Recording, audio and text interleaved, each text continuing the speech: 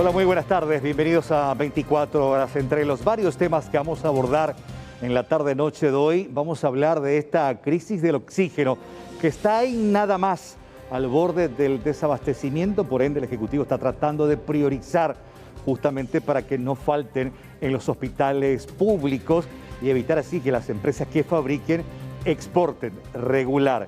Eso por un lado. Pero por el otro, hay hospitales públicos que tienen su propia planta, que fueron inauguradas no hace más de 2 años y que misteriosamente, después de una gran inversión, no funcionan. Pero sí hay crisis en el abastecimiento de los balones de oxígeno de uso domiciliario, que se quintuplicó no solamente en la demanda, sino también en precios. Vos podés llevar 40, 50 tubos, te van a cargar, pero nadie tiene el envase. Hay mucha gente que piensa que comprando un equipo ya está salvado. No es conectarle al oxígeno y ya está. Una carga hoy día te puede salir más o menos de urgencia, te puede salir 400.000 guaraníes, 300 entre 400.000 guaraníes. Realmente hay una emergencia muy grande en el tema de oxígeno hoy día.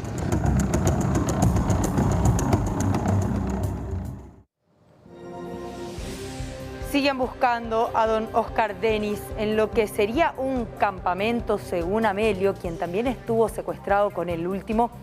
Están algunos utensilios que fueron utilizados por ellos. Sin embargo, lo más importante es que lograron ubicar el lugar en donde durante varios días estuvieron en cautiverio. Seguimos esperando que se comuniquen con nosotras. Queremos negociar. O lo vamos a escuchar o los vamos a escuchar.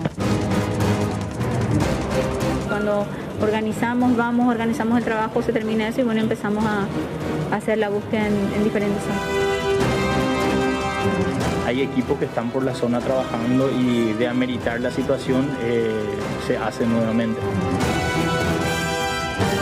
¿Dónde reconoció el lugar, Beatriz? Cuando se estaba por ahí sí dijo que era el lugar donde estuvieron ellos esos días hasta el momento en que a él se lo liberó. Desde el primer día hasta el último, serían 5 días más o menos. Así dijo, los 5 días dijo él, exactamente.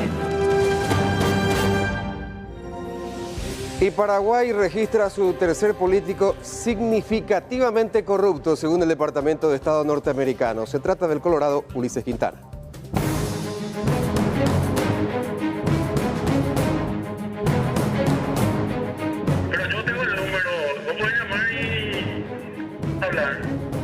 Pero está todo el sitio, hay que maquillar. Presté el vehículo, como te dije, con opción de compra, estaba yendo, pero por el camino me entero de la situación.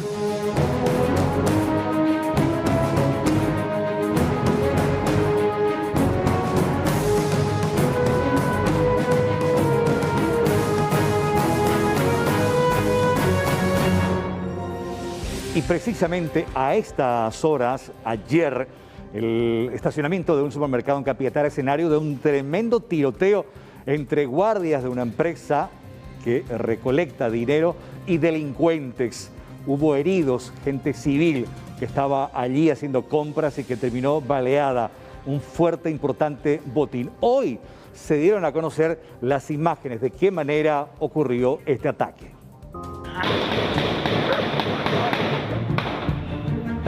¿Qué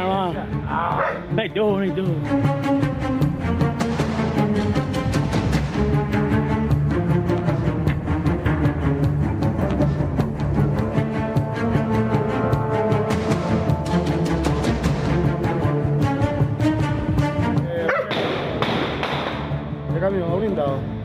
Sí, brindado. Personas de la toma no,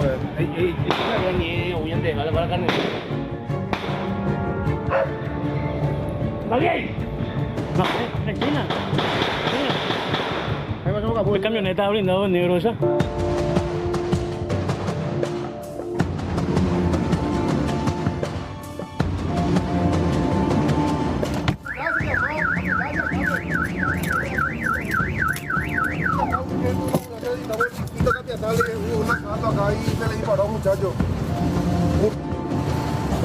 Urgente, por favor. ¿Cuánto herido hay? Uno nomás. Una carta. ¿Dónde está? En su pecho también. Guante, ahí llamo. ¿Dónde? Guante. Pudimos auxiliar al muchacho cerca de nosotros. Cerca de nosotros fue el impacto.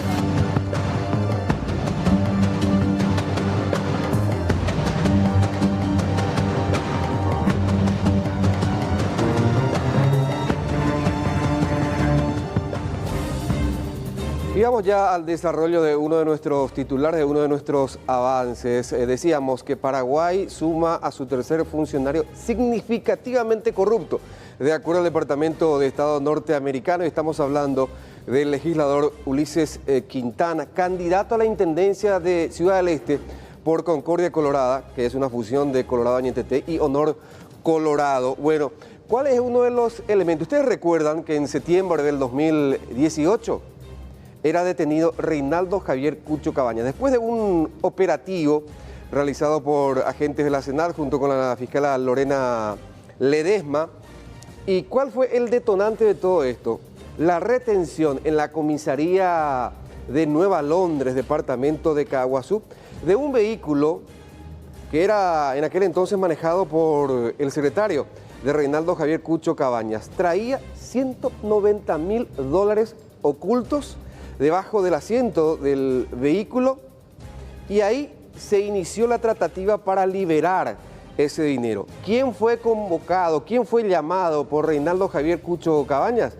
El diputado Ulises Quintana, quien un mes, 2 meses prácticamente, hacía que asumía el cargo de diputado nacional. Y volvemos a compartir con ustedes aquella conversación entre Reinaldo Javier Cucho Cabañas, líder de esta organización supuestamente dedicada al tráfico de drogas, y el legislador colorado.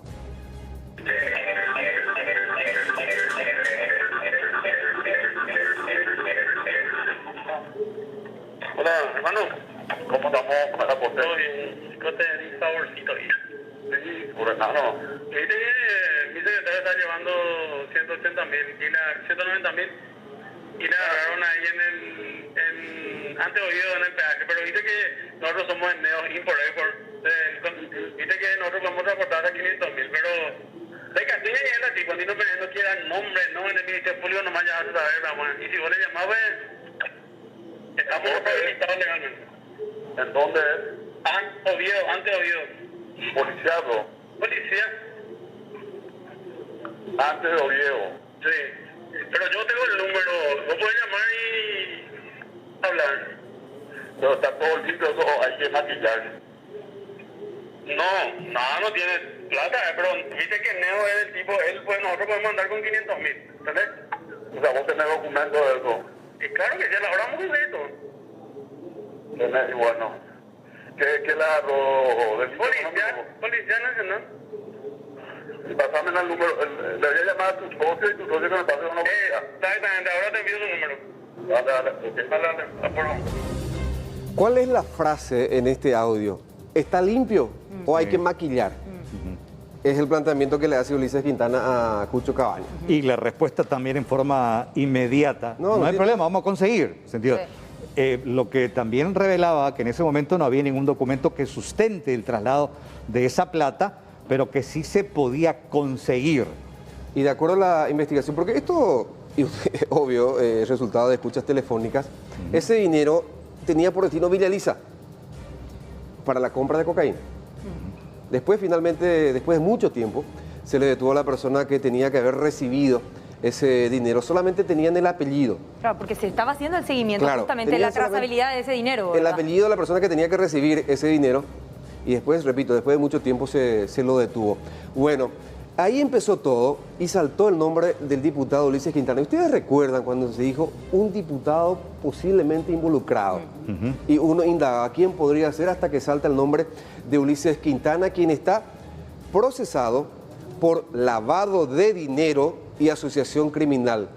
¿Por qué por lavado de dinero? Porque según la Fiscalía se valió de los recursos provenientes de actos ilícitos, en este caso del narcotráfico, del tráfico de drogas, para valerse y obtener ganancias, en este caso.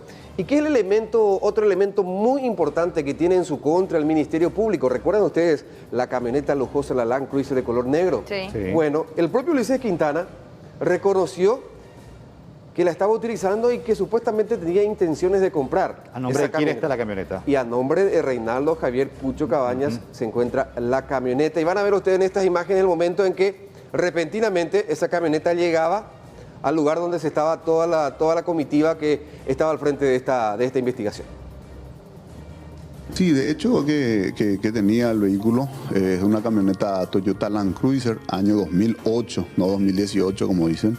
Estaba usando con opción de compra, quería un vehículo todoterreno con cual pueda movilizarme por el departamento. Y bueno, estaba interesado en comprar ese vehículo y me estaba yendo a Naranjal ayer para un acto político, en el cual presté el vehículo, como te dije, con opción de compra, estaba yendo, pero por el camino me entero de la situación.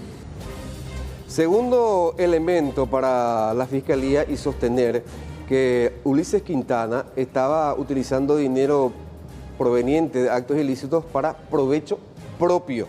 En este caso, dinero proveniente del narcotráfico. Primero, el audio, la conversación con Reinaldo Cucho Cabañas. Luego, la camioneta, lujosa, por cierto, que supuestamente quería comprar, pero la Fiscalía no tiene registro de que en aquel entonces Ulises Quintana haya estado teniendo trabajos que le redundaban importantes ganancias, por ejemplo, en su condición de abogado. Ustedes recuerdan que Ulises Quintana dijo en su momento que esa conversación con Reinaldo Cucho Cabañas era porque él ejercía la representación legal de Cabañas. Pero tampoco hay una documentación básica, por decirte, un contrato privado vía escribanía que demuestre la intención de compra. ¿Cuál es el otro elemento para que la Fiscalía sostenga que Ulises Quintana formaba parte, no para el tráfico, sino para otros menesteres de la organización liderada supuestamente por Cucho Cabañas?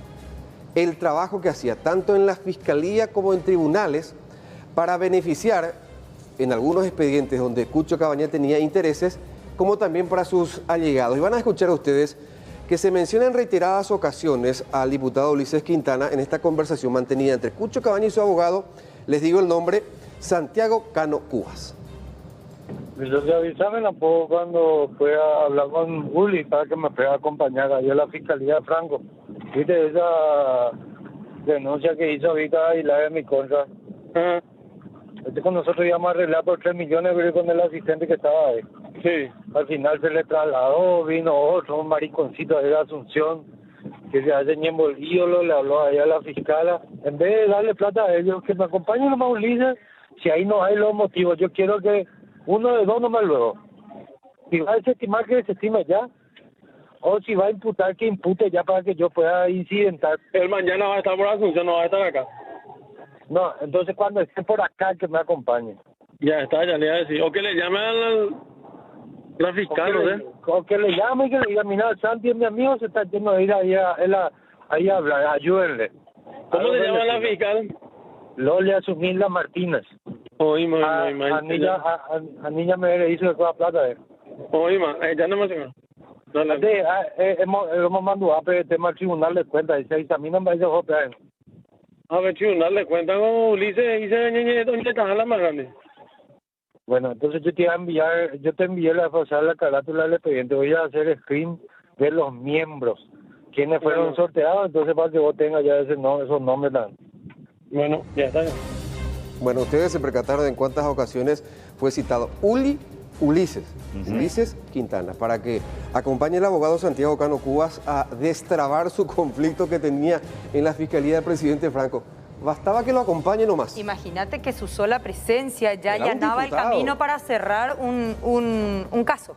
Exactamente. Así de influyente. Y aquí el Tribunal de Cuentas, donde Cucho Cabañas tenía también un expediente acerca de un pleito con otras personas, ¿verdad? Y que le prometía al abogado Santiago Cubas, le voy a sacar el fotocopia de la carátula para que sepa quiénes son los integrantes del tribunal y a quiénes hay que visitar, por ejemplo. De esa manera se manejaba. Pero bueno, producto de todo esto, ¿qué resolvió el Departamento de Estado norteamericano? El jefe del departamento, el señor Blinken. Vamos a ver ya esa placa y van a ver, y vamos a darle lectura, por supuesto, amplia. Me corro para un lado para que se fijen. Es de hoy, 6 de abril. Departamento de Estado de los Estados Unidos, declaración del secretario Anthony Blinken, quien sería el canciller de los Estados Unidos. Bueno, avanzamos, ahí está. Declaración del secretario Antony Blinken, repetimos, el canciller norteamericano del gobierno de Joe Biden. Y vamos al primer párrafo. Dice, hoy anuncio la designación pública de un diputado en la Cámara Baja de la legislatura paraguaya, Ulises Rolando Quintana Maldonado, debido a su participación en actos de corrupción significativos. Durante su tiempo como diputado, el señor Quintana participó en actos que facilitaron la delincuencia organizada transnacional, socavaron el Estado de Derecho y obstruyeron la fe del público en los procesos públicos del Paraguay. Avanzamos, ¿qué más extraemos de esta nota?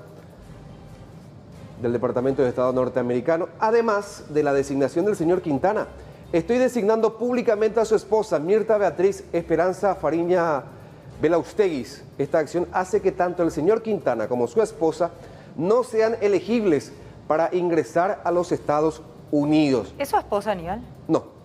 Por lo menos la mujer hizo declaración y terminamos. Esta designación reafirma el compromiso de Estados Unidos de combatir la corrupción en Paraguay, en la región de la Triple Frontera y a nivel mundial. A tu pregunta, Mercedes, no es la esposa. Hoy ella, la joven, hizo declaraciones a medios radiales. Por supuesto, defendió a Ulises Quintana, lo acompañó durante todo este proceso, durante su prisión en la cárcel militar de Viña. Pero no están casados. No están casados, incluso decía ella que al salir de prisión Ulises Quintana le pidió matrimonio. Y que por esas cuestiones de la vida terminaron separándose, se rompió la relación, pero ella reiteraba y depositaba toda su confianza en Ulises Quintana. O sea, no es su esposa. Bueno, pero lo cierto y concreto es que tampoco va a poder ingresar a Estados Unidos. Lo cierto y lo concreto. Bueno, ¿quiénes son? Decíamos, Ulises Quintana es la tercera persona, el tercer político o funcionario público que ostenta este título de significativamente corrupto. ¿Quiénes fueron los dos primeros? Óscar González Daer, aquí en uno de los juicios orales que se le sigue en tribunales junto con su hijo Óscar, también tiene vedado el ingreso a los Estados Unidos. Varios integrantes de su familia. La esposa y la otra hija. Lo mismo sucede con el ex fiscal general del Estado, Javier Díaz Verón, junto con su esposa y sus hijos tampoco pueden entrar. Todos. Y ahí está arriba Ulises Quintana junto con su expareja. En el caso de Ulises, con los dos políticos referidos anteriormente, la diferencia es que ambos, los de abajo, fueron, claro, significativamente corruptos y declarados no gratos al ingreso a Estados Unidos, ya cuando dejaron el cargo. Sí, después de Sin embargo, Ulises continúa siendo diputado activo. Lo que hay que decir, y una diferencia, por lo menos yo no noté, y nadie precisó, en el caso de González Daer y del ex fiscal general del Estado, de por vida, de por vida. No se precisó si las sanciones de por vida también para Ulises Quintana y para su expareja. O por lo menos en el escrito no figura. No figura. Bueno, queremos actualizar y para cerrar este informe acerca de cómo está el expediente denominado Berilo, que tiene hasta ahora a 38 imputados, de los cuales 28 están acusados. El expediente se encuentra actualmente en la Sala Constitucional de la Corte Suprema de Justicia desde diciembre del año 2019. Ustedes recuerdan y saben que el Ministerio Público había recurrido a la máxima instancia judicial luego de anularse la acusación fiscal por no haberse arrimado las evidencias del caso junto con el escrito conclusivo del Ministerio Público. Un año y medio a nivel prácticamente en el freezer. Sí, pero es una estadía en el freezer que le conviene al Ministerio Público. Porque, digamos, pende de un hilo. Y si bien la Corte Suprema puede hacer lugar al reclamo de la defensa de los acusados, finalmente será la fiscal general del Estado la que tenga que ratificar o rectificar la actuación de su agente fiscal en esta causa, y lo más probable es que se va a ratificar, obviamente, en que se está ante una estructura dedicada al tráfico internacional de drogas y en consecuencia corresponde que esto se eleve a juicio oral y público. ¿Y cuáles son los elementos que sí tiene el Estado americano que efectivamente no tiene la Fiscalía como para que ellos sí ya hayan podido sacar una conclusión? Sin embargo, la Fiscalía todavía tiene ahí el tema con muy pocos avances. ¿Cuál es la prueba real que maneja el Estado americano como para tener una decisión como esa? Cuentan que es un reporte de la Senat en base a todo lo investigado y también de la CEPRELAT.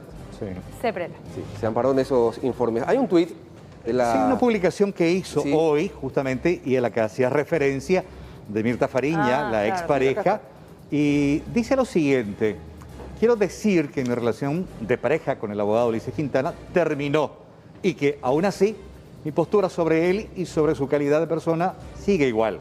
Me consta su lucha, su esfuerzo, su caudal electoral y también me consta que por su candidatura le están persiguiendo de esta manera al punto de salpicarme también. Siento que mi familia y amigos tengan que lidiar con informaciones falsas y si algo aprendí de Ulises Quintana es que hay que seguir siempre mirando adelante y pelear.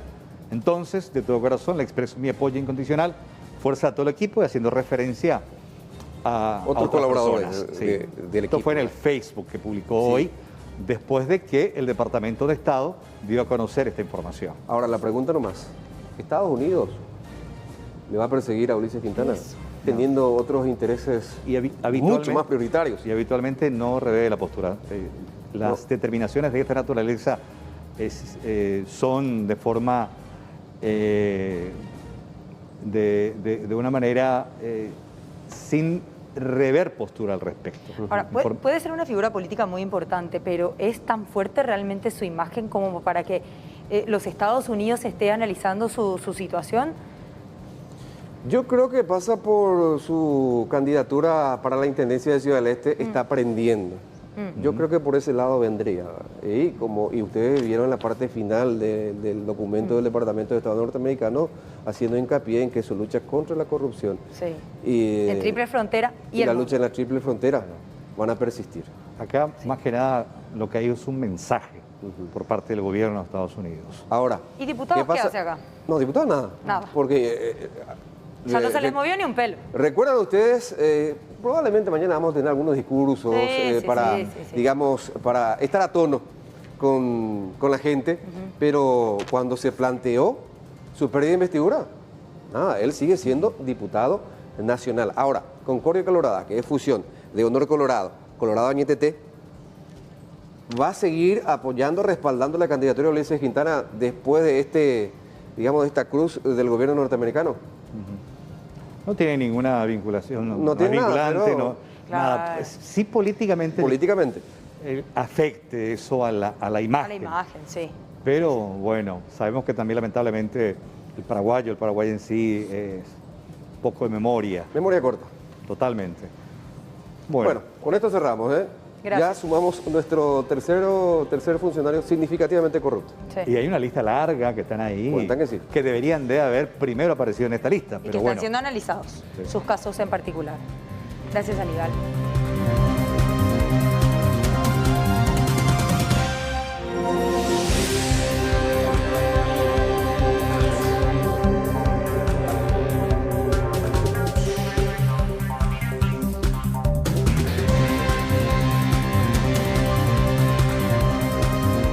Buena noticia, estamos hablando de las vacunas, las indias que llegaron y que están siendo almacenadas hasta su autorización para ser utilizadas de manera emergencial. Finalmente tienen un veredicto, vamos a poder utilizarlas. Raúl, contanos más detalles.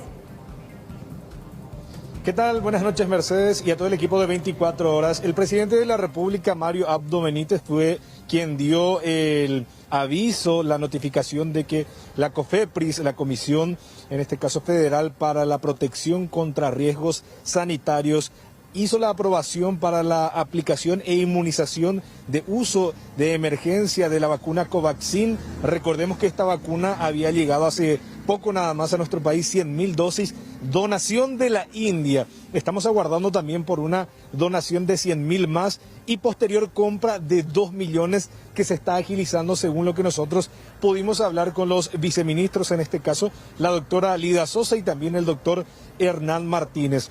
Conversamos con ellos con esta cuestión. Ellos decían, el jueves va a seguir la campaña de vacunación y estas 100.000 dosis van a ser para 50.000 personas, teniendo en cuenta que esta vacuna es de aplicación de 2 dosis y la conservación es de 2 grados a 8 grados. Tiene una eficacia de 81%, decía la doctora Lida Sosa. ¿Cómo va a ser? Se va a aplicar al personal de blanco en su totalidad y ya posteriormente lo que sobre va a empezar la campaña de vacunación para las personas que estén en estado de vulnerabilidad, entiéndase adultos mayores. ¿Cómo se va a hacer? El fin de semana se va a habilitar ya una plataforma para que los adultos mayores se puedan inscribir. cómo va a ser la inscripción. Van a tener en cuenta las edades. Por ejemplo, sábado y domingo se van a anotar las personas que tengan 80 años para adelante. Lunes y martes las personas que tengan 70 años para adelante, y de esa manera van a ir habilitando esta plataforma para que las personas de la tercera edad se puedan ir inmunizando, mejor dicho, con este biológico que ya lo tenemos al 100% en el país. Se va a arrancar el jueves, se va a distribuir. ¿Y cómo va a ser la aplicación? Van a ir en brigadas, en este caso a los centros de adultos mayores, se va a ir el Ministerio de Salud para poder aplicar estas vacunas. Pero escuchemos in extenso a los viceministros con relación a la aprobación de la vacuna Covaxin. El hecho de que la COFEPRIS, que está considerada una entidad regulatoria de alto nivel calificada de esta manera por la Organización Mundial de la Salud, haya dado la autorización para el uso de emergencia de la Covaxin, ya nos habilita a nosotros, según nuestra normativa, a que la Dirección Nacional de Vigilancia Sanitaria también sugiera la autorización de esta vacuna, y estaríamos nosotras ya liberándolas a las regiones sanitarias como para que podamos completar nuestro plan nacional de vacunación, darle continuidad con estas vacunas. Mañana tendría que estar la Dirección Nacional de Vigilancia, la DINAVISA, liberando estos lotes, haciendo toda la verificación, como para que ya pueda inmediatamente ser distribuidas a las regiones sanitarias y al día siguiente iniciar la vacunación con estos biológicos. Esta vacuna es de la plataforma de virus inactivado. Tiene una efectividad de más del 80%, y la aplicación podría ser entre las 2 a las 4 semanas, pero para lograr la mayor, efectividad entre una dosis y otra se recomienda que sean a las 4 semanas. Para nosotros es una excelente noticia por el hecho de que con estas vacunas vamos a terminar de inmunizar al personal de salud, que siempre fue una preocupación nuestra. La gente que está en la primera línea tiene que seguir en la primera línea, ¿verdad? Por el hecho de que van a ser los que nos van a cuidar a nosotros, ¿verdad? Por eso que estamos aliviados con la decisión de que podamos utilizar estas vacunas, terminar con el personal de blanco y después ya ir mirando hacia la segunda etapa, que son nuestros adultos mayores. Volver a reiterar cómo va a ser la segunda etapa para las personas mayores de edad, en este caso de la tercera edad. El fin de semana se va a estar habilitando esta plataforma. Le consultamos. Hay siempre colapsos, en este caso cuando se trata de agendamiento de diversas gestiones, y por ejemplo esto podría tener.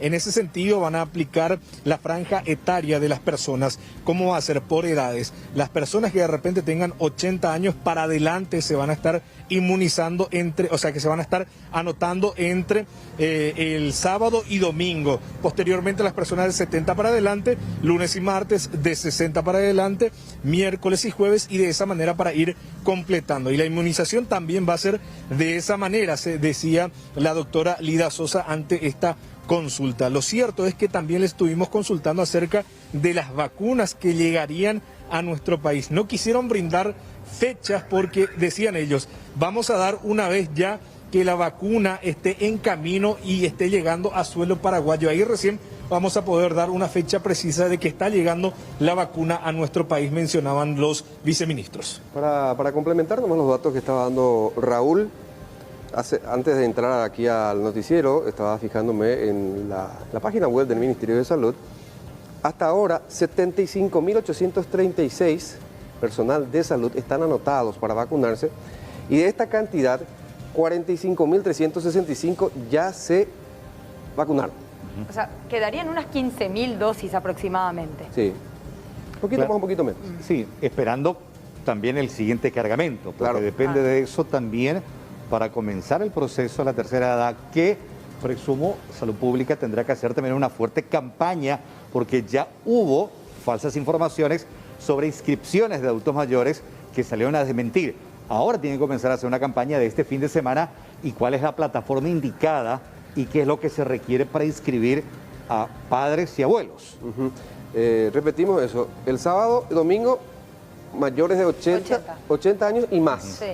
Después 70 y más, 60 y más. Claro. Acá Pero está tiene la una lista. plataforma en la que permita hacer eso. Y Esto habría que actualizar Sí. porque ya es mayor el número. Obviamente al inscribirse también hay unos datos específicos que son proveídos a la persona que se inscribe, como por ejemplo el Ahí lugar está. de vacunación y ese tipo. 45.400 ya, los vacunados, se actualizó. Sí. Y allí está, en pantalla justamente donde hay que cliquear para poder tener el... Y aquí está el número Ahí de está. anotados, ¿Cómo 75.919.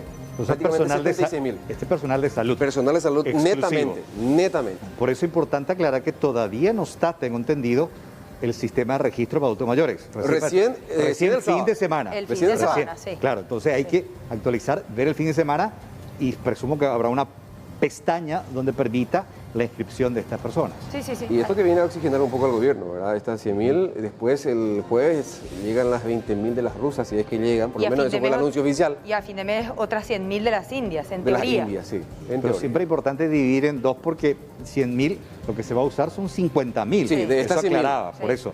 De estas 100.000 son para 50.000. Claro, totalmente. Raúl, ¿algún otro dato de tu parte? Solamente para precisar lo que mencionaban ustedes, compañeros, con relación a la página, es que se está trabajando en esa página que va a ser exclusivamente para anotarse los adultos mayores. No va a ser la misma que están utilizando el personal de blanco, sino que va a ser otra página y que están poniendo a punto, decía la doctora Lida Sosa, con relación a esta página que se va a estar utilizando ya el fin de semana, estaría a punto para que inicie, en este caso, el registro de las personas mayores de edad. Sí, para que no haya confusiones también, sobre claro. todo para evitar ese tipo de situaciones.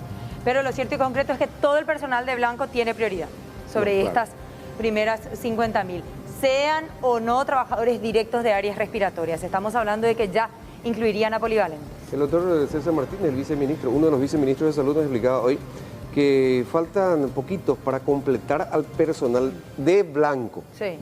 De blanco. Cuando hablamos de 76.000 prácticamente de personal de salud, ahí ya le incluimos a los de blanco y a los administrativos. Pero para completar, por lo menos con la primera dosis, a todo personal de blanco, entiéndase, médicos, enfermeros, licenciados, personal de apoyo que está ahí en las terapias, en las urgencias, Sí, camilleros. faltarían unos 5 a 7.000.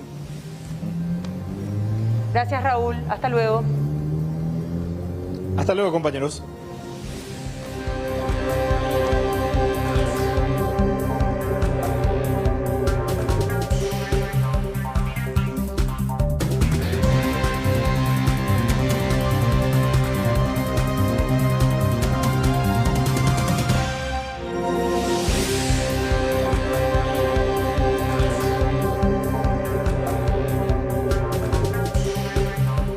Finalmente la policía descubrió una nueva forma de operar y hace referencia a los reducidores, asaltantes, personas que levantan vehículos, y es que han incursionado y finalmente traspasan fronteras, pero siempre siguiendo vehículos de compatriotas.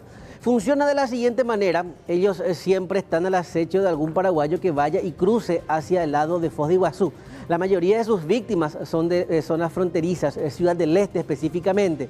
Una vez que el vehículo cruza la frontera y la persona realiza algún tipo de actividad en ese punto del Brasil, aprovechan para robarlos. El mecanismo es el mismo de siempre: revientan las ventanillas, ingresan en su interior, logran vulnerar el sistema de seguridad, escapan del sitio.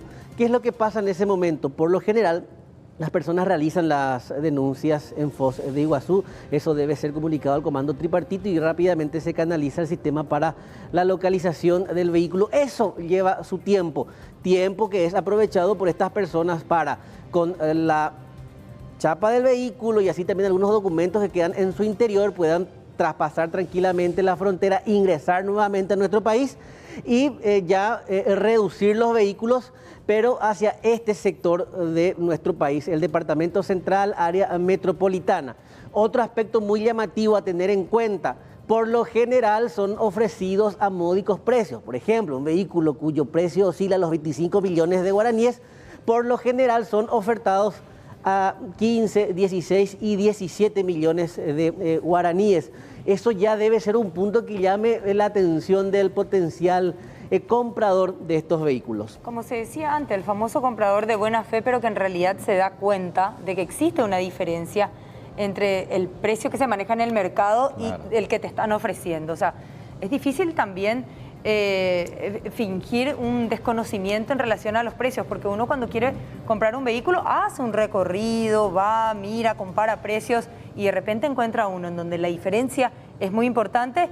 Ahí te tiene que llamar la atención. Y básicamente hacen una triangulación, roban vehículos de paraguayos con placas paraguayas del vecino país, personas cuyas actividades son breves en Foz de Iguazú, pero cierto tiempo es aprovechado. Entonces hablamos de la triangulación de estos vehículos. Ojo, no son ofertados en esa misma zona, por ejemplo en el departamento del Alto Paraná. Claro. Rápidamente vienen hasta esta zona y buscan compradores. De hecho, ya una parte de la entrevista con uno de los detenidos, él dice y había mencionado ser comprador de buena fe. Pero primeramente, escuchemos al comisario Justo Galeano. Hace aproximadamente 3 a 4 meses están agarrando esta nueva modalidad de estos delincuentes, ¿verdad? En este caso, gente que van de compra a Foz de Iguazú, deja su vehículo estacionado, los delincuentes vienen, rompen la ventanilla, hacen arrancar el vehículo y pasan nuevamente al lado paraguayo, ¿verdad? Como hay poco control ahí, como en las chapas paraguayas, entonces pasan y entran y salen tranquilamente. Mientras uno va y hace la denuncia en el lado brasilero, ¿verdad? Esa tarda más o menos 3-4 horas. Ellos ya pasan a estos lados, ya vienen y venden. La gente que compra, por ejemplo, revisa la chapa y manda a preguntar por un amigo policía, ¿verdad? Que está denunciado, no le dice, entonces compran ya ese vehículo. También algunas veces por desconocimiento de la gente, ¿verdad? Que solamente denuncia el lado brasilero y estos lados no realizan la denuncia. Entonces, ¿qué pasa? Acá en Paraguay tranquilamente está circulando este vehículo. Por la chapa. Con la chapa y todo. Este, por ejemplo, está con su chapa, así mismo está denunciado y así mismo está ofreciéndose acá por San Lorenzo hoy en hora de la mañana, donde contactamos con ellos y estaban 3 sujetos a bordo tratando de vender este vehículo, donde fueron aprendidos las 3 personas. Están tratando de reducirlo, estamos conversando con ellos, compró por la suma de 16 millones de guaraníes. También por redes sociales le dijimos si puede darnos el número de la persona que aún quien contactó, supuestamente ya borró esos números, entonces ya no tiene el contacto quien le trajo el vehículo. Entonces él mandó a preguntar por la chapa, todavía no está denunciado acá en Paraguay, entonces él está ofreciendo nuevamente por redes sociales también este vehículo robado. Por ejemplo, tenemos 10 vehículos recuperados de estos casos que te digo, sí, 10 vehículos. En Ciudad del Este tenemos recuperado 4, en Caaguazú 3 y acá por este también 3 ya. Ninguno de los que fueron aprendidos con el vehículo acá tiene antecedentes. Es que la gente que roba viene rápido, reduce y ya se da la fuga. Comentaba el jefe de automotores que algo que también llama la atención es que durante el procedimiento los sospechosos intentaron escapar y resistirse al procedimiento policial, como reaccionando al ilícito que posteriormente ellos desmienten. ¿Por qué? Dicen ser compradores de buena fe. Estos fueron identificados como Fernando Fabián Rodas, de nacionalidad argentina, porque figura un DNI. También Bruno Armando Mereles Brites, de 32 años. Nosotros conversamos con Elías Alejandro Figueredo Bazán. Somos compradores de buena fe de vehículos usados, nuevos, en buen estado. Cuando hemos comprado esta vez compramos este vehículo y había sido si resultó ser robado. ¿No te percataste de eso? ¿No averiguamos? Nada. Averiguamos por medio del sistema de la policía general. Siempre uno tiene contacto con policía, sí. Averiguamos y no tenía ninguna denuncia de robo, nada. Compramos el vehículo de buena fe y ahora resultó que tiene una denuncia de robo en la ciudad de Ciudad del Este. Ya, y la persona no te llamó atención, ¿era barato? ¿Era aprovechar el momento? No era tan barato. A la hora de negociar nomás el precio fue muy bajo, ya a la hora de negociar ya fue muy fácil todo, ¿entendés? Entonces hay que irnos a comprar el vehículo. ¿Y la persona no sabe más nada de ella? Y hasta hoy nos tienen todo bloqueado, ya los números ya no dan. ¿Hombre o mujer? Hombre. Pues ya desapareció, que te vendió la otra. No tenemos más nada de ellos. ¿El paraguayo era el tipo? Paraguayos son todos.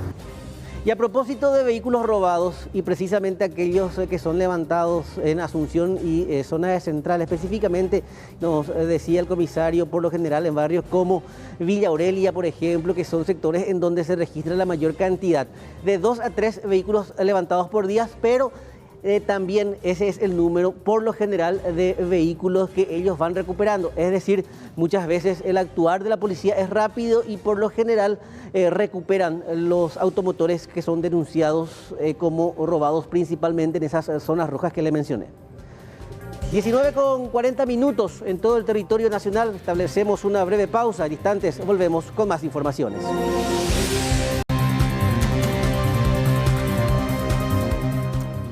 Y este día martes se recuerda el Día Mundial de la Actividad Física, promovida principalmente por la Organización Mundial de la Salud. Este año se hace énfasis en especial en la práctica de deportes para aumentar las defensas, mejorar la salud y también como un elemento fundamental para la recuperación post-COVID.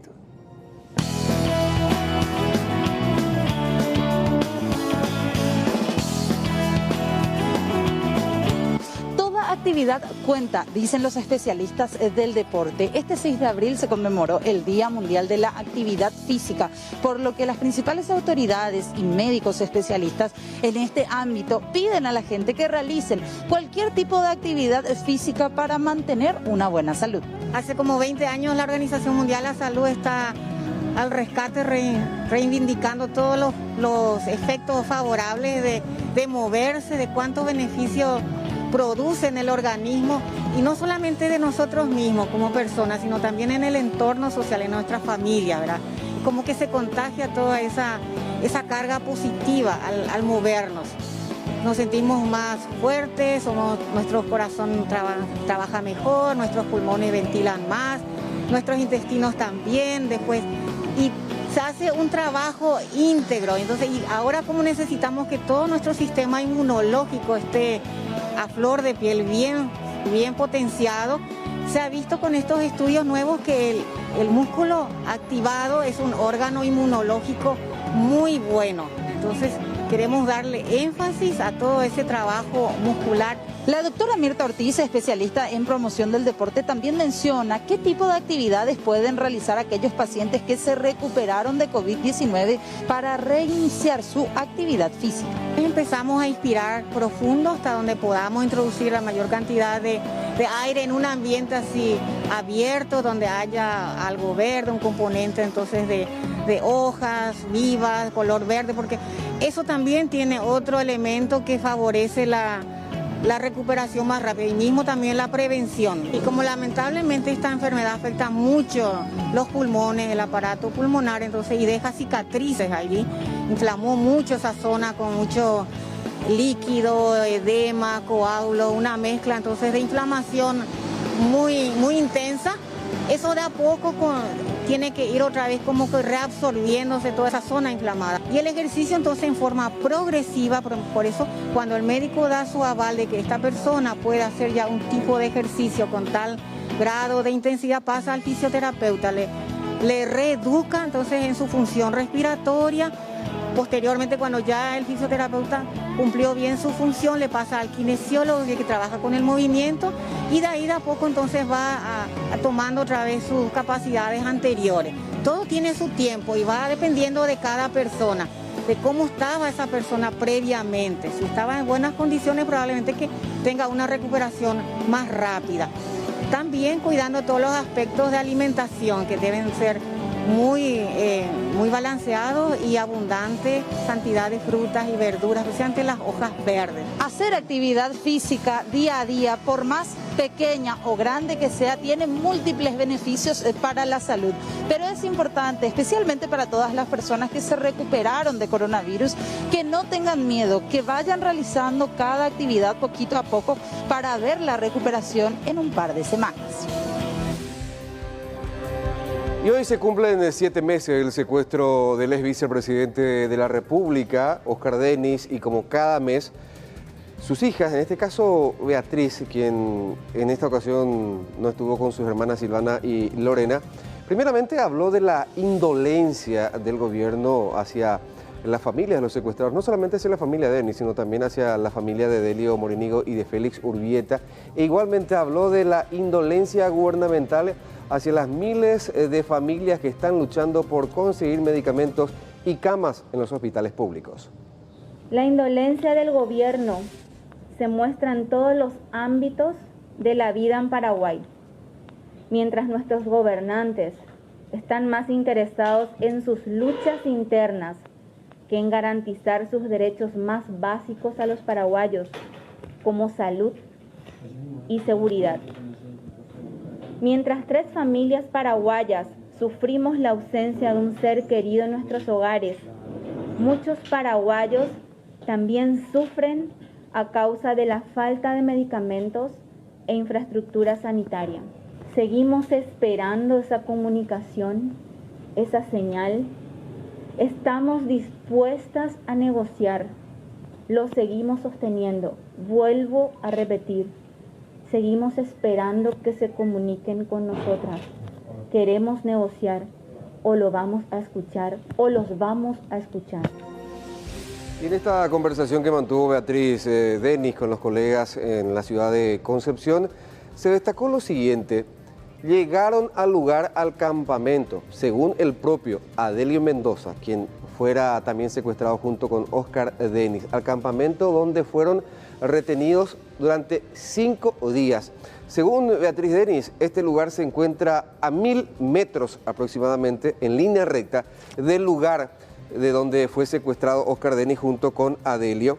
El sitio, repetimos, fue reconocido por el nativo de la parcialidad Paintameterá como el lugar donde estuvieron 5 días. Y en el sitio encontraron 3 fosas, de las cuales extrajeron restos de alimentos y otros artículos. Todo fue llevado a la fiscalía, por supuesto también coordenadas, fotografías, videos captados en el lugar. La FTC, según Beatriz Denis, el general Díaz, le reconoció que su personal llegó hasta el sitio. Y si es así, ¿cómo no se percataron entonces de la existencia de esas 3 fosas? O sea, poco o nada de revisión. Y ustedes, Mercedes, audiencia, saben que en aquellos días cuando se produjo el secuestro, días posteriores, allá prácticamente hubo 5.000, tanto militares como policías, que rastrillaron, peinaron lo que se conoce como el Monte Condenado. Y en este momento en realidad hay malezas alrededor, pero se supone que en su momento esto era relativamente recién cavado. Sí, totalmente. Bueno, vamos a escuchar justamente lo que decía en esta parte Beatriz Denis, diciendo justamente que Adelio Mendoza reconoció el lugar de retención de cautiverio durante al menos 5 días en un sector del denominado Monte Condenado. Él siempre está ayudando, siempre está colaborando con la familia en el establecimiento y con él, así como con otros funcionarios que siempre están pendientes de lo que se pueda encontrar o lo que se pueda ver o escuchar en la zona. Esto ha resultado justamente, Beatriz, de una iniciativa propia de realizar la familia una incursión con los funcionarios justamente. Siempre estuvimos en eso, siempre hablamos, ellos mismos varias veces nos plantearon para entrar a diferentes lugares y nosotras siempre estamos insistiendo también en eso. Y cuando organizamos el trabajo, se termina eso y bueno, empezamos a hacer la búsqueda en diferentes zonas. ¿Adelio reconoció el lugar, Beatriz? Cuando se estaba por ahí sí dijo que era el lugar donde estuvieron ellos esos días hasta el momento en que a él se lo liberó. Desde el primer día hasta el último, o sea, serían 5 días más o menos. Así dijo, los 5 días dijo él, exactamente. Y después de estos datos, después de esta noticia y que pone en duda acerca de la efectividad de la tarea de la FTC en la búsqueda de Oscar Denis y de los demás secuestrados, desde el Ministerio Público salieron a explicar que realizaron 17 allanamientos e incursiones en el marco de la búsqueda del ex vicepresidente de la República, Oscar Denis, secuestrado por el grupo criminal EPP. El fiscal Federico Delfino dijo que este lugar al que llegaron las hijas de Oscar Denis, junto con Adelio y junto con personal de la estancia La Tranquerita, finalmente está en una zona un poco más distante del sitio donde estuvieron revisando. En el punto donde se hizo la intervención y las evidencias halladas por la familia Denis, está un poco distante del lugar que fue intervenido por personal táctico de la FTC, por personal de antisecuestro bajo dirección del Ministerio Público. Es un punto que está totalmente apartado del lugar en donde en un primer momento, el 1 de marzo, se hizo esta intervención, ¿verdad? De por sí no fue el señor Adelio el que hizo el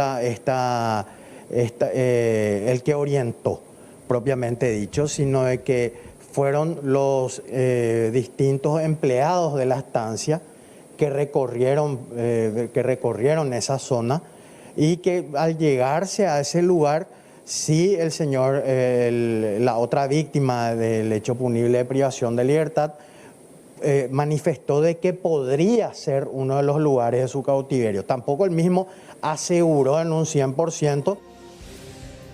Según el fiscal Delfino Adelio, en la declaración ante la Fiscalía no pudo asegurar porque no podría reconocer el sitio donde fueron mantenidas en cautiverio durante esos 5 días porque permanentemente tenían los ojos vendados. Sin embargo, Beatriz Denis fue tajante al decir que Adelio reconoció que incluso el primer día de cautiverio, ni Oscar Denis ni Adelio tenían los ojos vendados. Bueno, así es que se tiene que esclarecer este punto.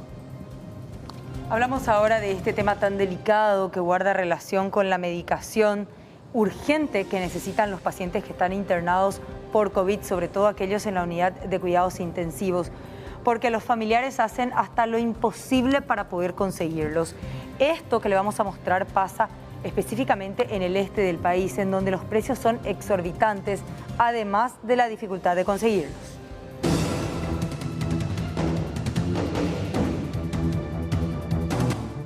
Familiares de pacientes internados por COVID-19 en el pabellón de contingencia del Hospital Regional de Ciudad del Este denuncian el despropósito en los precios de los medicamentos adquiridos en las farmacias aledañas al centro asistencial. Una de las afectadas mencionó que incluso algunas farmacias llegan a duplicar el precio de los medicamentos a fin de lucrarse con la situación de los mismos. Son precios muy exorbitantes porque en la farmacia de enfrente yo paso, pregunto, me dicen 75.000 guaraníes. Bueno, me voy para traer el dinero del auto y paso nomás ya en la farmacia de enfrente. Y le paso la receta y me dice 34.000. Le vuelvo a preguntar, ¿en serio? Me dice, sí, 34.000 guaraníes. La diferencia es muy grande. Es exorbitante la diferencia. Tuvimos la misma cosa con los laboratorios. Enfrente nos dijeron 420.000, 420, algo así. Y después pasamos y viene y me dice una de las licenciadas, no señora, no le hagas ahí, hacerle acá en el costado. 220.000 los 2 estudios me hicieron. Asimismo, mencionó que existen medicamentos que no se encuentran para los pacientes internados en dicho nosocomio. Medicamentos para el COVID no hay. Hoy por lo menos mi queja fue, el director me dice que va a solucionar, que aunque sea los sueros, tenemos que caminar todo eso, son 500 metros más o menos, ir a la farmacia y que te diga que no hay. Formamos fila, estamos todos encimados.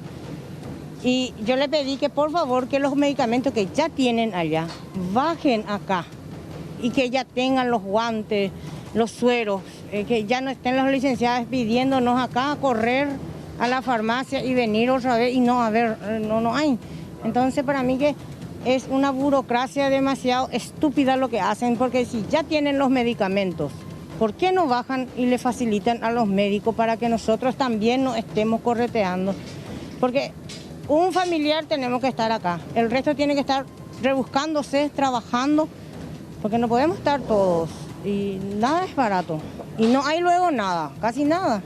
La situación se hace difícil para los familiares, quienes deben estar todos los días intentando conseguir los medicamentos para sus familiares internados.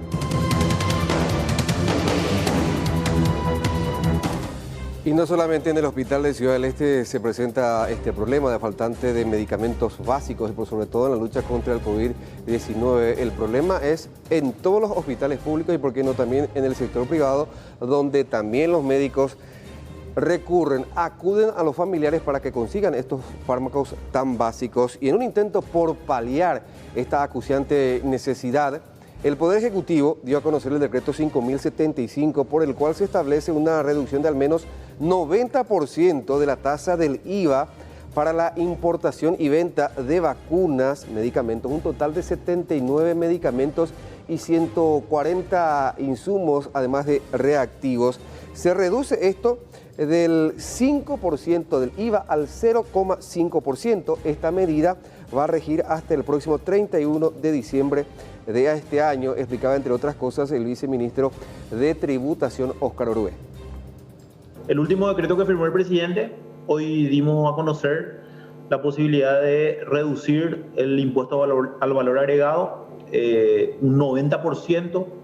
Este decreto incluye medicamentos, vacunas e insumos también reactivos.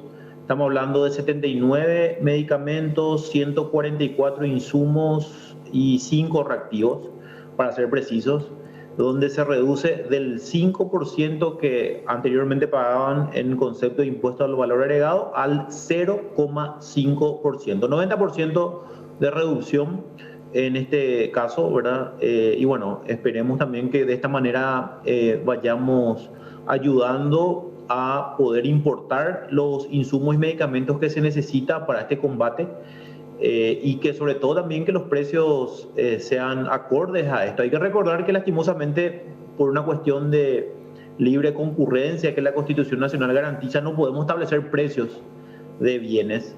Pero en este sentido queremos ayudar. Esto fue conversado con Cifarma, que es la cámara que aglutina a todas las farmacéuticas, a los efectos que se pueda tener en abundancia, no disminuir los costos, y de esa manera también que bueno, todos los compatriotas también puedan adquirir a un precio razonable en caso de que se tenga que comprar, ¿verdad? También hay que recordar que el Ministerio de Salud Pública está haciendo todo el esfuerzo para poder adquirir todos estos insumos y medicamentos, y hay que recordar que también está incluida la vacuna, ¿verdad? El decreto, para ser preciso, es 5075, ¿verdad? En el cual están incluidos, bueno, desde adrenalina, todos las drogas justamente que se necesita, ¿verdad? Y también las famosas, lo que es atracurio, midazolam, todas esas drogas y esos medicamentos que se estaban necesitando también para el caso de que se tenga que ir a terapia intensiva, ¿verdad? Finalmente, viceministro, ¿esto va a regir hasta el 31 de diciembre? En principio sí, Rolando. Vamos a ver cómo se comporta también la situación epidemiológica. Eso está por verse, si es que ampliamos la vigencia o no una vez que esté llegando ese plazo, ¿verdad? Pero en principio hasta el 31 de diciembre. Bueno, una de las pocas cosas que se puede rescatar en esta pandemia, por lo menos acá en Paraguay, tiene que ver con el rostro solidario de la gente. Y en esta ocasión, Evelyn Velázquez nos va a comentar acerca de lo que están haciendo alumnos, estudiantes secundarios, para tratar de extender esa mano solidaria a aquellos familiares que están con pacientes en los albergues y que a veces pasan las de Caín realmente. Evelyn, contanos esta historia. ¿Cómo te va? Buenas noches, bienvenida. ¿Cómo están? Buenas noches. Exactamente, Carlos. Vamos a conocer en esta ocasión a un grupo de jóvenes quienes son compañeros del último año, ya a punto de culminar entonces sus estudios, y ahora están realizando esta actividad bastante solidaria. Buscan ayudar a familiares quienes cuentan con pacientes con COVID-19 y hasta el momento están recibiendo alimentos. Estoy aquí con Rebeca, una de las estudiantes, quien nos va a contar un poco, Rebeca, cómo nace esta idea de recibir donaciones y ayudar a los que están necesitando. Y nació de nuestro amigo del colegio Augusto, porque se vio la necesidad de las personas, ya sea en las redes sociales, y nosotros también que vivimos por cuenta propia. Lanzó la idea en el grupo de los estudiantes y nosotros voluntariamente aceptamos y empezamos a organizarnos todo con los flyers. Creamos una cuenta de Instagram que estamos como Colecta Solidaria _ y nuestra intención es ayudar a la mayor cantidad de personas, ¿verdad?, que están en el IPS de Ingavi, que serían personales de blanco, los familiares y los pacientes. ¿Por qué desean iniciar ayudando ahí en Ingavi? Porque mediante las redes nos dimos cuenta que clínicas, IPS Central, estaban recibiendo muchísima ayuda y nos dimos cuenta que IPS Ingavi se quedó un poco de lado, ¿verdad? Entonces decidimos empezar con eso, con la sucursal de Ingavi. ¿Cuántos estudiantes son y de qué colegio? Somos 13 estudiantes en total y somos del Colegio Técnico Nacional. Quiero que observen, aquí están algunas donaciones, así que rápidamente, Rebeca, vamos a citar cuáles son las donaciones que están utilizando. Alcohol etílico al 70%, hielo, bebidas energizantes, jugos, agua, alimentos no perecederos. Después estamos recibiendo té, café, vasos de plástico, cubiertos de plástico y almohadas, sábanas, frazadas y colchones para la gente que hace guardia y lastimosamente duerme en el piso. También panificados secos, chipita, coquito, rosquita. Y si quieren donar ropa, también aceptamos, ¿verdad? Porque nos están escribiendo gente, ¿verdad? Gracias a porque se volvió viral nuestros flyers, diciendo que necesitan, ¿verdad? Porque no están vendiendo sus productos, están en el hospital, necesitan alimentos y tienen escasez de dinero.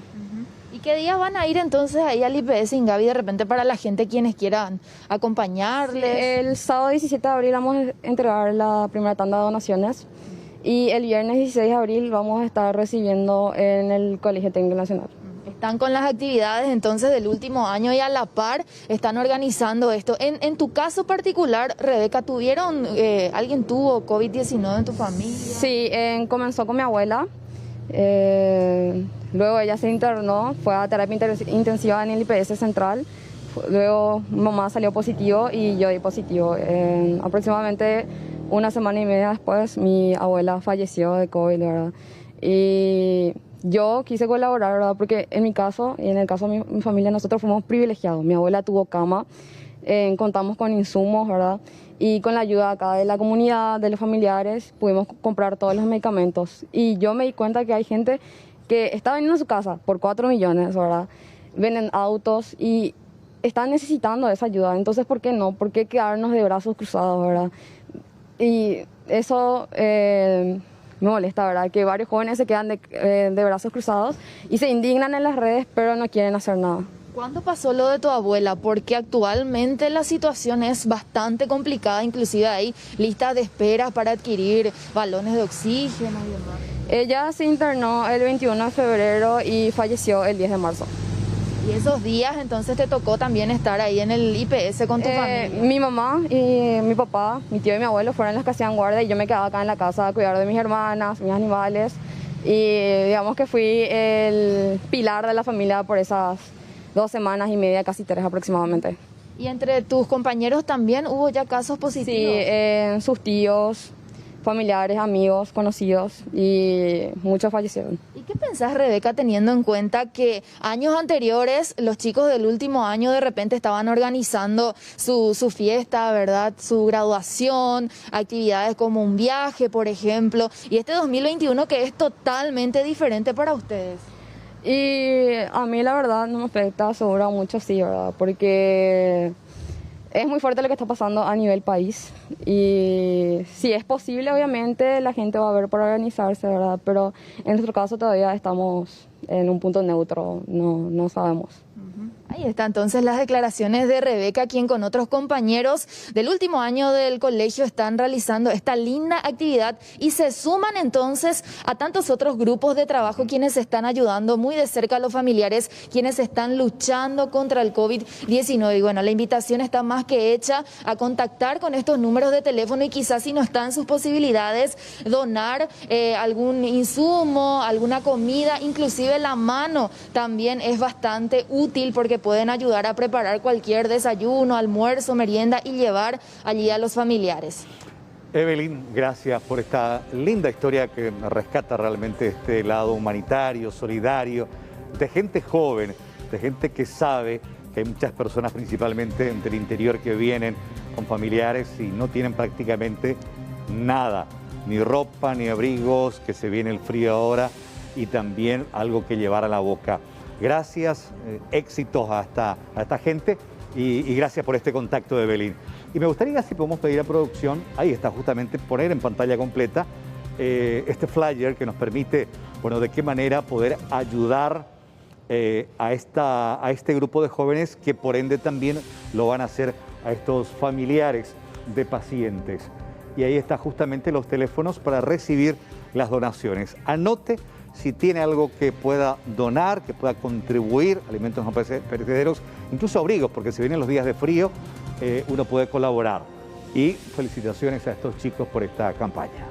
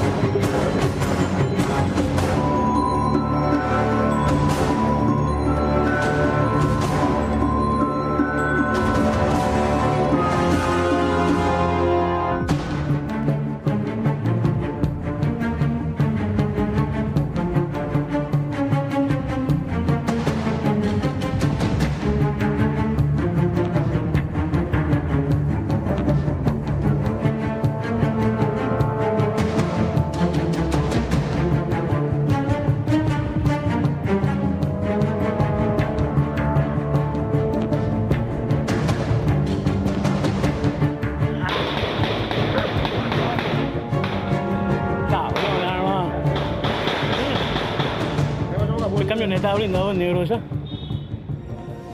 Así asaltaban al camión transportador de caudales y se llevaban una millonaria suma cuando salían de la recarga de un cajero automático. Todos los detalles del circuito cerrado en donde se ve perfectamente el momento del asalto en instantes.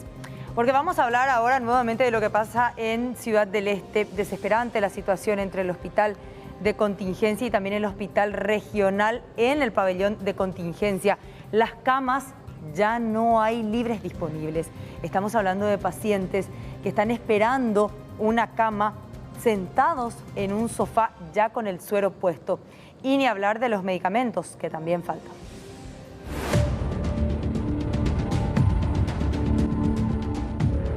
Debido a la alta demanda de las camas y elevada ocupación, los hospitales de contingencia de Ciudad del Este se encuentran saturados, por lo que tienen que internar pacientes en sillones y pasillos de los centros asistenciales, en espera de una cama que podría ser desocupada por una alta médica o fallecimiento. De las 42 camas ocupadas, prácticamente no hay una dinámica del movimiento de las camas. Tenemos de los cuales 6 pacientes están conectados a respirador, 2 de ellos con cánula de alto flujo. A partir del día de ayer ya fueron habilitadas 6 sillones, ¿verdad? De los cuales 6 ya están ocupados.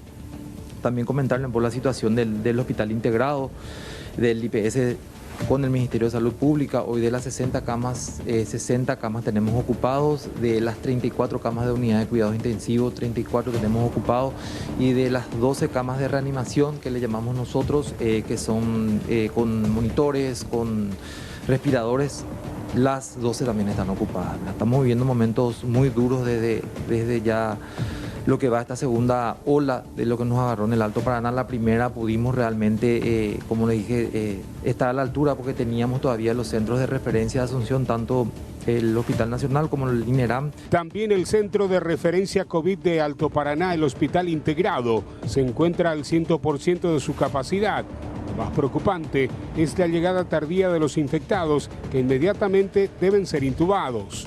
Ayer realmente en una reunión que tuvimos en el IPS, y quiero comentar esto, ¿verdad? Prácticamente una familia de 3 integrantes ingresaron a la urgencia y prácticamente los 3 fueron intubados al mismo tiempo, ¿verdad? Entonces los pacientes están llegando en grave estado, con una saturación de entre los pacientes que llegaron ayer saturaban 60, 65, entonces inmediatamente tuvieron que proceder a la intubación endotraqueal.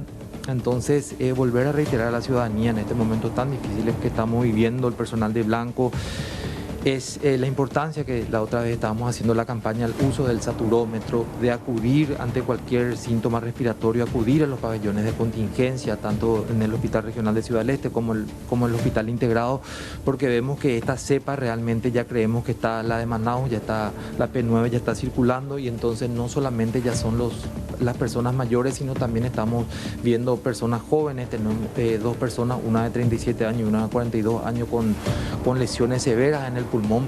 Y entonces también tener en cuenta que no solamente hoy los jóvenes transmiten, sino también pueden sufrir una enfermedad grave por el COVID-19. Los casos graves van en aumento en la región y el rango de las edades de los internados oscilan entre los 30 y 55 años, incluso familias enteras que requieren de asistencia. Recuerdan este caso, guarda relación con los integrantes de una gavilla que perpetraron un millonario atraco días atrás, explosionando 2 cajeros automáticos ubicados en zona de Fernando de la Mora, Ñemby. El botín en ese entonces fue importante. Avanzaron las investigaciones y ya, por ejemplo, en la víspera, el día de ayer, se procedió a unos operativos que derivó en la detención de uno de los sospechosos, por ejemplo, un ciudadano de nacionalidad chilena. En consecución a las investigaciones, nuevamente hoy se realizó otro operativo, esta vez en el barrio San Isidro. Se trataría de la vivienda en donde también moraban por cierto tiempo los integrantes de las otras gavillas, principalmente los de nacionalidad chilena, porque forman parte de vital importancia de este esquema que importa a ciudadanos de otros países para perpetrar atracos especializados. ¿Por qué hablamos de atracos especializados?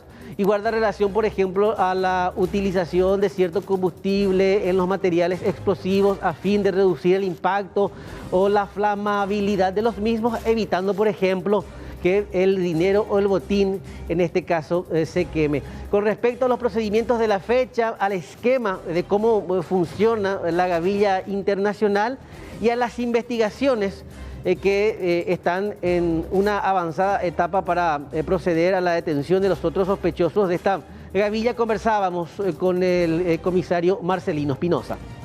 Bueno, la tarea fue ardua en el sentido de realizar justamente, cotejar informaciones. Pudimos llegar a la desgrabación de varios circuitos cerrados que nos permitieron identificar uno de los vehículos utilizados por estos criminales una vez efectuado la explosión de los cajeros. Este vehículo, los números de placa fue identificado plenamente, se hizo las verificaciones, se pudo llegar a un domicilio acá en esta calle, se pudo identificar la propietaria.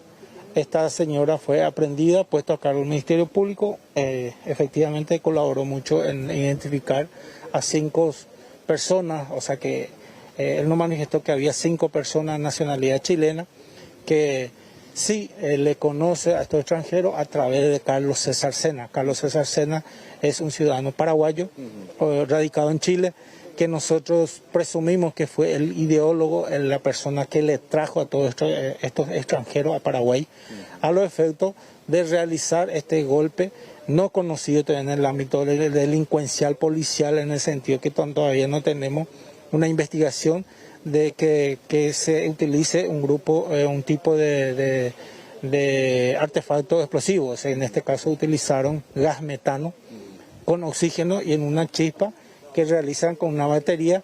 La fuerza que da la explosión no deja quemadura, o sea que los billetes quedan intactos. Lo que nosotros, este allanamiento, estamos haciendo los efectos de buscar evidencia. ¿Cuáles? Por ejemplo, si el intentado accionó y dejó inválido los billetes. Por eso estamos realizando esta casa que fue alquilada por los chilenos. Ellos vivieron una semana acá antes del golpe. Vamos a hablar ahora de la provisión de oxígeno de uso medicinal.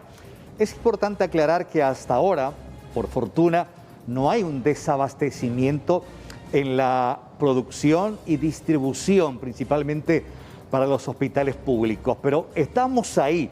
En cierta manera, el Estado quiso garantizar precisamente la producción a través de un decreto para evitar la exportación, o por lo menos regular.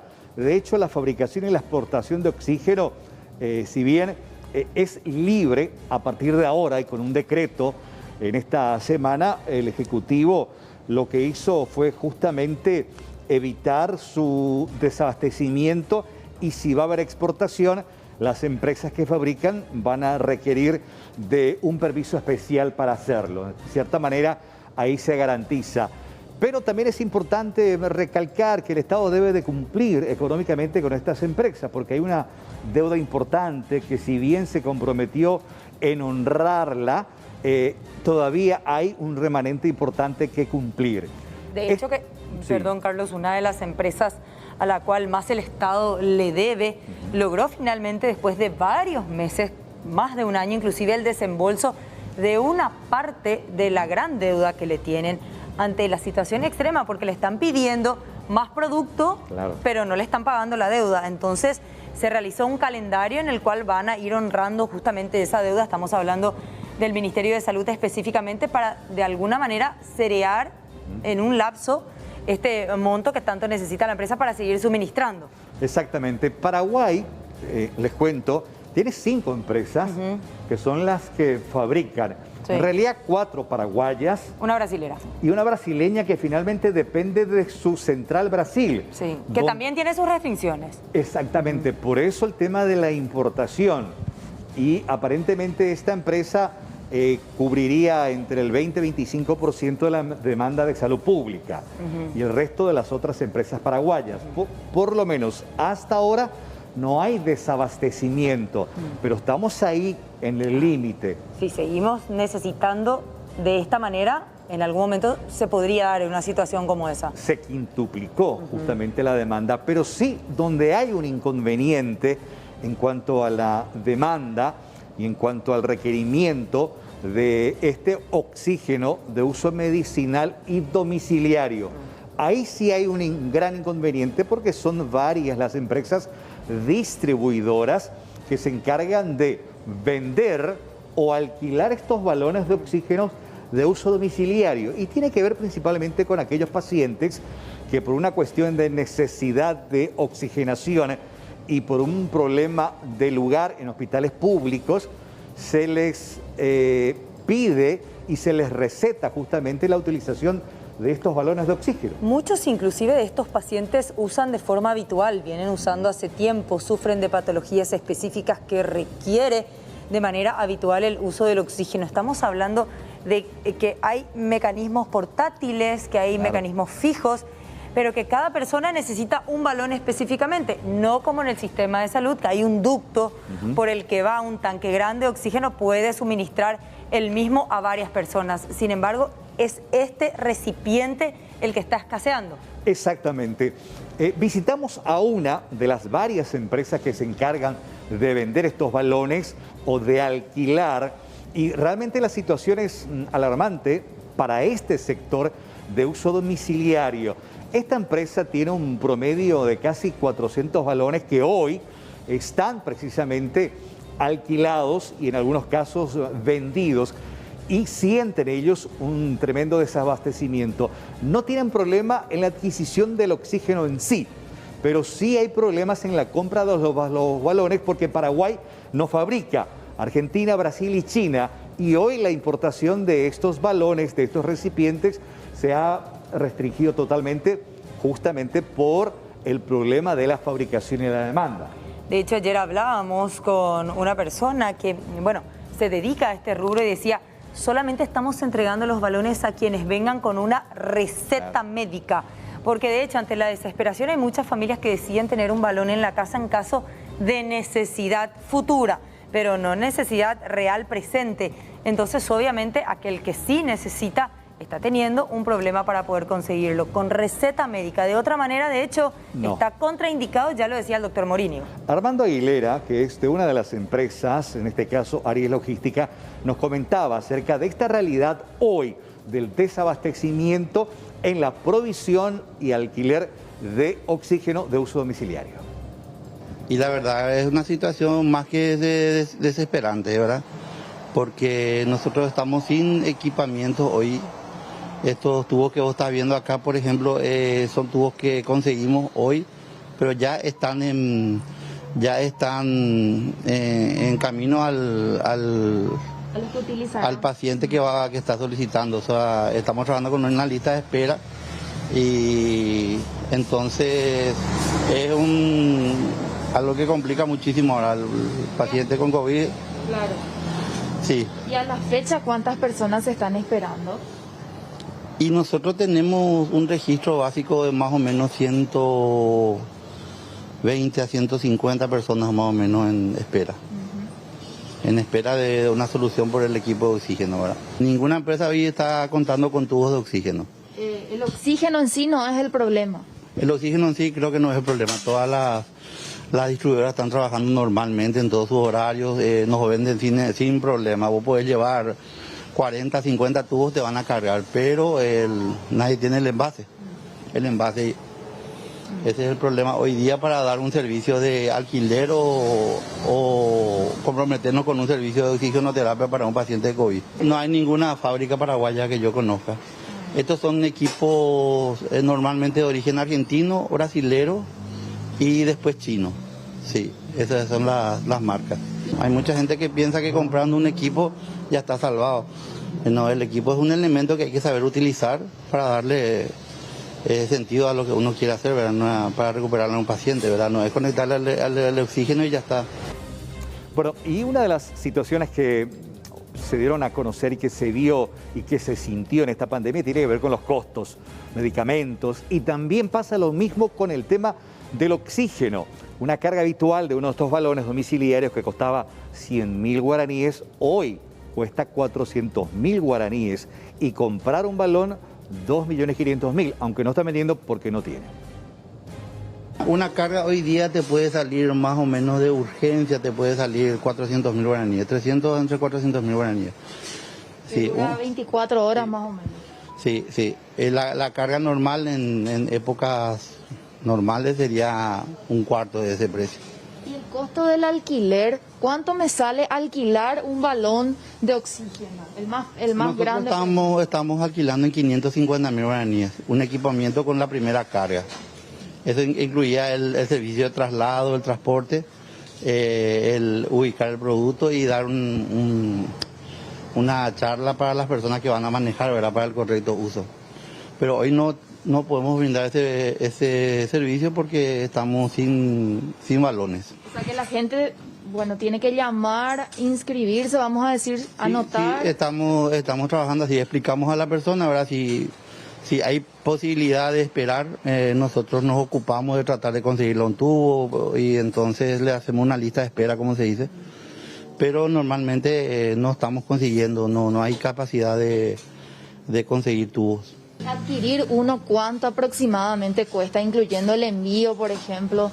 La adquisición, y bueno, nosotros estamos vendiendo un equipo en un promedio de 2.500.000 guaraníes. Hoy día no tenemos precio porque estamos trabajando con lo que conseguimos. Damos prioridad a la salud de los clientes, entonces también nos explican que no hay ese dinero disponible, ya que normalmente cuando uno va a ir a su casa es porque ya gastó todo lo que tenía en el hospital. Y entonces primero empezamos hablando del alquiler, que no tenemos más, y bueno, y después me dicen, bueno, queremos comprar y qué opciones nos das. ¿Y cuántos actualmente están alquilando ustedes? ¿Cuánto, qué cantidad? ¿Qué cantidad, sí? Más o menos tenemos entre 350 a 380 personas con nuestro servicio. Y aparte otra vez estas 150 personas aproximadamente que están esperando. Sí, realmente hay una emergencia muy grande en el tema de oxígeno hoy día. Y hablando de la producción de oxígeno, que hasta ahora, por fortuna, no hay problemas de desabastecimiento, al respecto la gente de Inavisa confirmó sobre estas 5 empresas, 4 de ellas paraguayas, responsables de la producción y también hoy la limitación que tienen para la exportación. De hecho, el Estado estaba viendo la posibilidad de reactivar la producción de oxígeno que tenía ACEPAR, que tiene una planta pero que está paralizada. Con relación a eso nos hablaba justamente la directora de Inavisa, María Antonieta Gamarra. Son 5 las empresas habilitadas por nosotros. Inavisa solamente habilita la planta, o sea, no hay un registro sanitario del oxígeno, dado que el oxígeno es justamente el oxígeno medicinal que nos ocupa a nosotros como Dinavisa, es oxígeno puro, o sea, no es una fórmula distinta, entonces no tiene registro sanitario, por ahora al menos, ¿verdad? Lo que sí hacemos es habilitar aquellas plantas que produzcan oxígeno medicinal.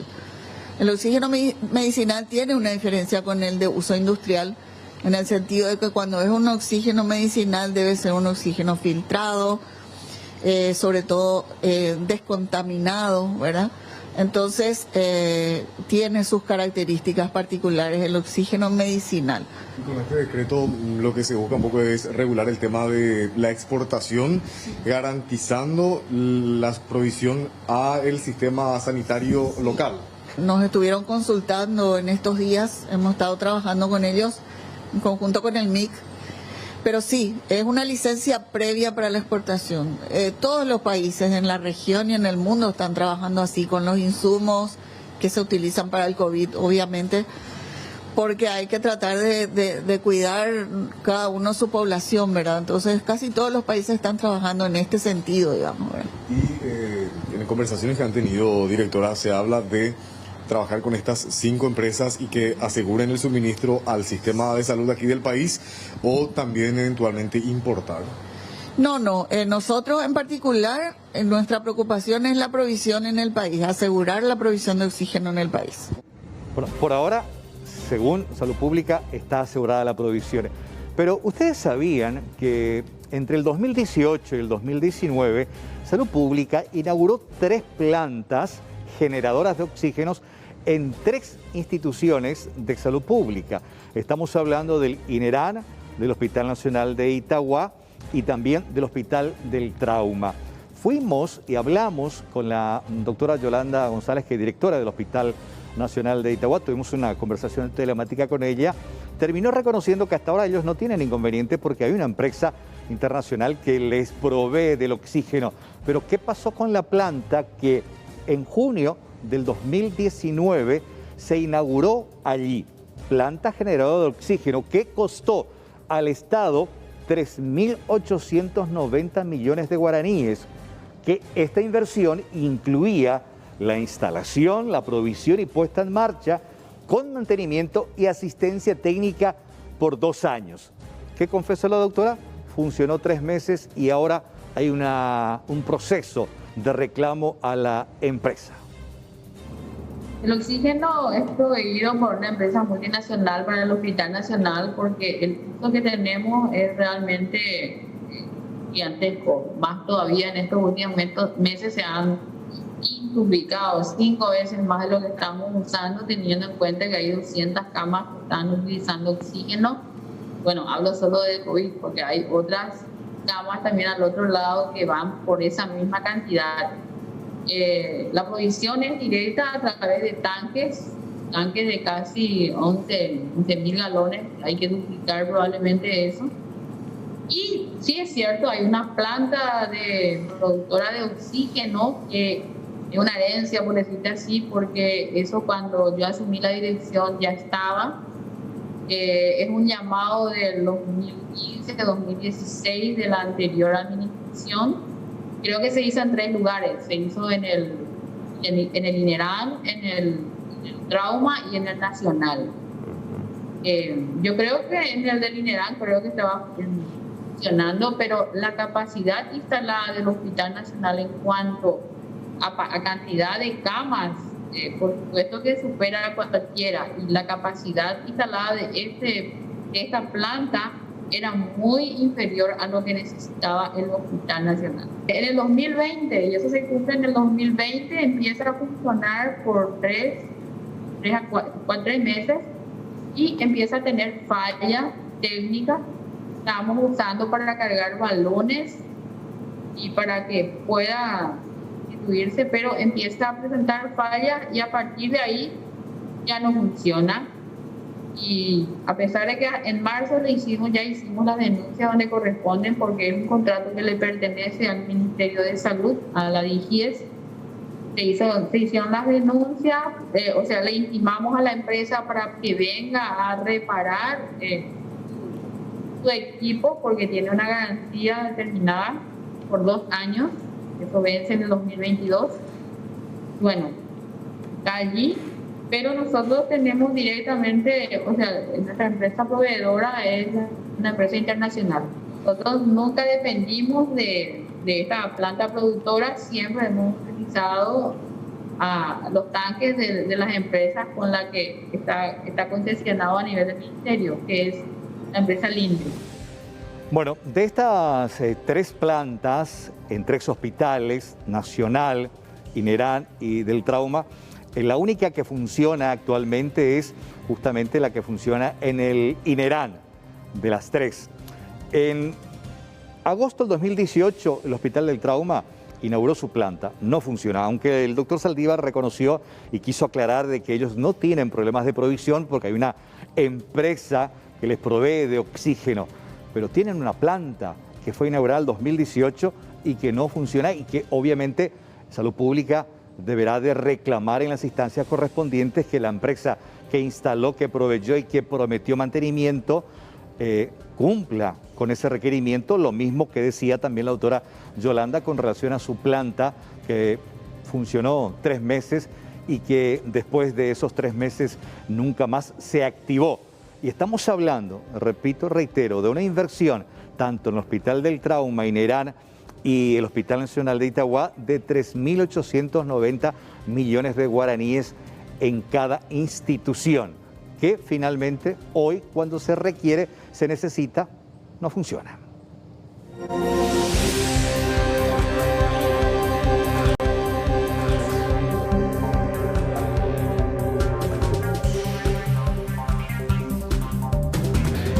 buenas noches para todos, ¿cómo están? Bienvenidos aquí al espacio de economía en 24 horas. Vamos a empezar hablando del dólar con una inestabilidad realmente preocupante para muchos de los entendidos y todos aquellos que van operando también con la moneda norteamericana, porque tengo que contarles a ustedes de que se da una situación bastante llamativa en el mercado nacional. ¿Por qué digo esto? Porque en el sector mayorista o bancario se ha presentado en este inicio de semana una suba en el precio de la moneda yanqui. El precio promedio captado por el BCP fue de 6.375 guaraníes. Esto por encima de lo que ha cerrado el mes de marzo con 6.311 guaraníes. Justamente nos muestra la placa y queremos compartir con ustedes acá en piso. ¿Les parece? Dólar al cierre de marzo 2021, 6.311 guaraníes, como les decía. Dólar al inicio de este mes, en abril, 6.375 guaraníes. Aquí se observa la baja en varios puntos. Sin embargo, el dólar ha bajado 548 guaraníes en el sector bancario, comparando esto con el mismo periodo de tiempo del año 2020. Esto pasa con el dólar a gran escala. Pero ¿qué pasa con el dólar si es que vamos a las casas de cambio o vamos al menudeo, como ellos dicen? Ha bajado varios puntos, porque en marzo del año 2021 ha cerrado el dólar a 6.500 guaraníes y en abril ha sufrido una baja, ya que arrancó con 6.470 guaraníes por la unidad. La gente se pregunta, ¿de qué depende la variante tan marcada en el dólar últimamente? Los entendidos señalan al ingreso de divisas por exportación de soja y de sus derivados como principal responsable de esta variante. Y para completar justamente este informe, tengo que decirles a ustedes que el dólar ha cerrado hoy en 6.250 guaraníes en la compra y 6.400 guaraníes en la venta. Aparentemente, tras el ingreso importante también de la moneda norteamericana, para lo que se espera el resto del año, esta situación podría ir de vuelta para arriba. Vamos a ver qué es lo que marca también el Banco Central del Paraguay. Ahora vamos a cambiar de tema y vamos a hablar de la Bolsa de Valores. Se ha dado a conocer hoy también un informe que habla de una cantidad muy importante de un movimiento de dinero. Esto se habla en un periodo de negocio de 4.2 billones de guaraníes, es decir, unos 648 millones de dólares también al cambio. Vamos de vuelta aquí también a piso para hablar del movimiento de la Bolsa de Valores en Asunción, en Paraguay. Enero, febrero y marzo, el primer trimestre de este año, ha generado este movimiento, 4.2 billones de guaraníes. Esto equivale, señora, señor, a 648 millones de dólares. Un crecimiento muy importante, del 76% con respecto al primer trimestre también del año 2020. Es muy importante también con ustedes compartir este dato. Ahora quiero ir y vamos a hablar del sector viaje, turismo a nivel mundial, porque los números realmente son preocupantes y Paraguay no escapa de esta realidad. 4.5 billones de dólares ha sido la pérdida para este sector. Justamente está la placa al aire y la volvemos a compartir con ustedes aquí en piso. Año 2020, el sector turismo y viajes perdió 4.5 billones de dólares a nivel mundial. Esto también hizo de que la contribución al Producto Interno Bruto a nivel global también cayó en un 49.1%. 62 millones de personas a nivel mundial han quedado sin trabajo por el impacto del COVID-19 en este rubro. Paraguay sintió el impacto negativo también, evidentemente, en el sector viaje y turismo. ¿Qué dice el representante de uno de los gremios más importantes de turismo internacional? Que para junio, dependiendo de la cantidad de personas inmunizadas, esto podría cambiar. Pero en Paraguay esto va a ser bastante complicado, ya que se da de un proceso muy lento realmente de vacunación de paraguayos, paraguayas y personas residentes en nuestro país. Por la atención, muchísimas gracias. Mercedes tiene más información. Y hace poco más de 24 horas se perpetraba un asalto en zona de Capiatá. Un grupo tipo comando conformado por al menos 6 personas interceptaban un camión de caudal, tiroteo de por medio, hirieron a una persona y también se alzaron con parte del botín. Se estima que unos 300 millones de guaraníes. Algunas características de imágenes de circuito cerrado, también los vídeos captados por testigos de la zona. conducen a una gavilla que ya habría perpetrado otros atracos. Uno de ellos, muy llamativo, por ejemplo, el pasado 21 de febrero, cuando en una primera ocasión no lograron robar un vehículo cuyo conductor estaba en circulación. Lo siguieron tras haber hecho la denuncia y en Villa Elisa se apropiaron de una camioneta que posteriormente fue abandonada. Eran asaltantes muy persistentes, por cierto. A propósito de esa camioneta, que aparecen ambas imágenes de circuito cerrado, es una que fue robada en diciembre del año pasado. Coincide plenamente, lastimosamente, en ninguna de las imágenes podemos hablar de una persona X. O sea que lo que nosotros ahora estamos teniendo son imágenes del actuar, de las imágenes del tipo de arma que utilizaron en otro atraco, las imágenes de una camioneta utilizada en otra tentativa de asalto, las imágenes de una persona que estamos teniendo que renguea, otras imágenes que su constitución física habla de que es un flaco, de las piernas arqueadas. O sea que tenemos imágenes importantes que el día de mañana vamos a ir analizando, comparando con delincuentes conocidos acá del área central, como también en otro territorio del país. Y inclusive las evidencias rescatadas ahí, en este caso las vainillas servidas, que Criminalística va a hacer su análisis técnico y va a hacer las comparaciones de otros hechos donde se dispara arma de grueso calibre, arma de calibre 9 milímetros como escopeta, y poder entonces hablar a qué grupo criminal y de dónde estará viniendo esto, lo que más nos interesa, este fusil que utilizaron